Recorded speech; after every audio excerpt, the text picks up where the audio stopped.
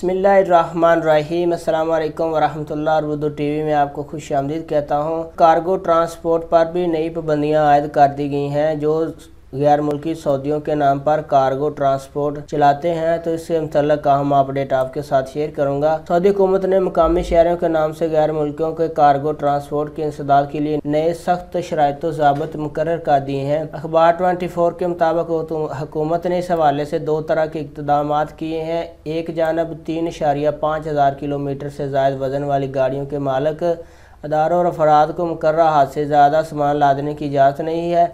इन्हें एक बरस के अंदर शाहराहों पर सामान लाद कर ले जाने की इजाज़तनामा हासिल करने की दरख्वास्त देने का मौका भी फराहम किया जा रहा है। मकसद ये है कि मुकामी शहरी इस कारोबार से मुमकिन हद तक आगे आएँ और फ़ायदा उठाएँ। जो सऊदी हैं उनको मकसद है आगे लाना। सऊदी हुकूमत ने पब्लिक ट्रांसपोर्ट व्हीकल रजिस्ट्रेशन के इजरा की फ़ीस, नंबर प्लेट के इजरा की रुख्सत तलब करने वालों को भी फ़ीस से इस्तिस्ना दिया है। इसका अमल दरामद नए फैसले पर 90 दिन गुजरने के बाद होगा। सऊदी हुकूमत गाड़ियों के मालिक अदारों और अफराद की व्हीकल रजिस्ट्रेशन फ़ीस और नंबर प्लेट वगैरह पर सरकारी खजाने से अदा करेगी। ये जो खर्चा है वो सारा सऊदी हुकूमत खुद अदा करेगी।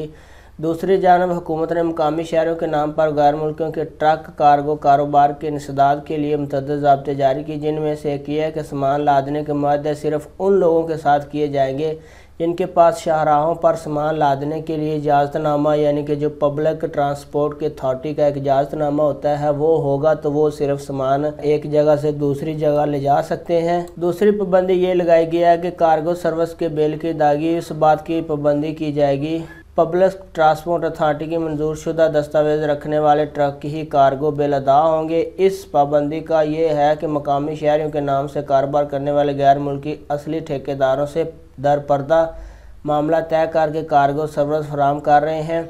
इस बंदे से भी गैर मुल्कियों के कारोबार का इंसदाद होगा। इंसदाद का मतलब है गैर मुल्कियों के कारोबार बंद होंगे और सऊदियों के काम चलेंगे।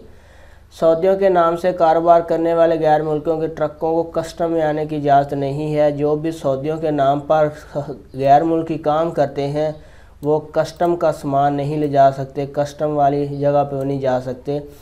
एक पाबंदी यह भी लगाई गई है कि कोई गैर मुल्की ड्राइवर हैवी ड्राइविंग लाइसेंस हासिल करना चाहे तो उसे ऐसी सूरत में पब्लिक ट्रांसपोर्ट अथॉरिटी की जानिब से जारी करदा प्रोफेशनल कार्ड तलब किया जाएगा। अब किसी को ड्राइविंग लाइसेंस भी नहीं मिलेगा, हैवी ड्राइविंग लाइसेंस, उसके लिए भी पब्लिक ट्रांसपोर्ट अथॉरिटी की जानिब से एक कार्ड होता है प्रोफेशनल कार्ड, वो लेना पड़ेगा। अहम अपडेट से पब्लिक ट्रांसपोर्ट की तरफ से अपना बहुत सारा ख्याल रखिएगा। अस्सलाम वालेकुम वरहमतुल्लाह।